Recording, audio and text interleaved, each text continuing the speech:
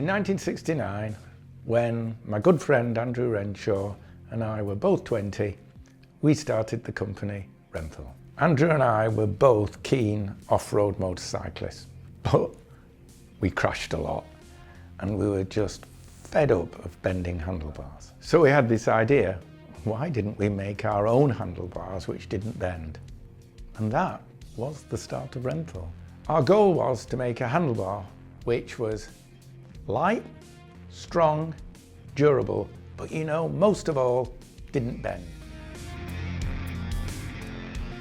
From the beginning, we realised that being involved with high-level competition was the best way to design and prove out new products. The company originally started in trials, but quickly moved into the growing sport of motocross. In 1981, the company got its first World Championship with Neil Hudson. Renthal's actually won a World Motocross Championship every year since 1983, right up till the present day. In the late 80s, the sport grew dramatically in the US, and it was said we'd never make a success over there. This was used as a huge motivation, and every year since 1986 we've won a US title. We put so much effort in, these records make it all worthwhile. Renthal was brought in the country actually in the 80s by Nobby Shop International. The main reason we wanted to use Renthal is we knew it was a really good product. Like Renthal where it was and Renthal where it is today. I think the handlebars, there was new technology and they spent time developing that before we got it, and it's proven to be, fantastic. Jeremey McGratch, the fans on their feet cheering him home for this, his sixth victory at 7 strokes. Would you look at that move?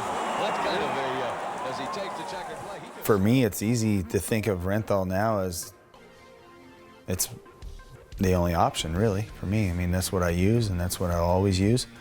And that's what, we were successful with for such a long, long career.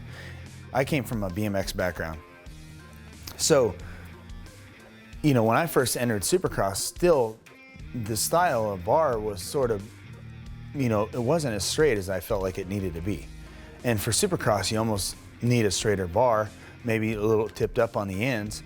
When you're hitting whoops that are, 2, 3, 4 feet big, you don't need to be like this. You need to be like this, which puts your body at the right strong points, and so you can be ready for that stuff. So there's never been a moment that Renthal hasn't designed anything I've ever wanted, which is pretty awesome.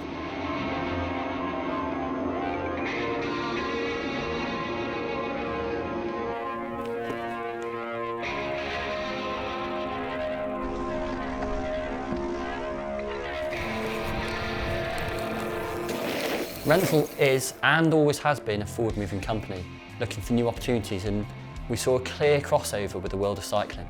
We entered the cycle market in 2010.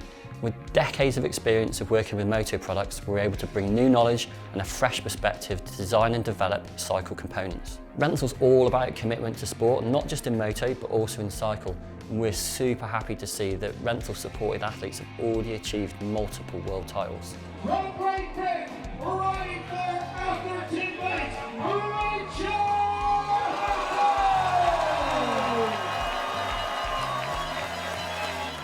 There was a period where I rode a lot of motocross and a lot of sand tracks over in Northern Ireland, and I really felt it helped my downhill mountain biking. I felt like I would attack more. I felt like I was smashing into things with way more confidence after riding a lot of motocross. I think growing up, Renthal was always the hardcore company.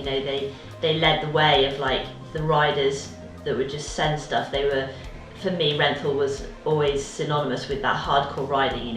Absolutely full speed, full tilt all the time. All of our kind of heroes through motocross and supercross were always riding Renthal, and I think just to be included in the brand and to have it on a mountain bike, suddenly it kind of felt like, wow, that's pretty cool.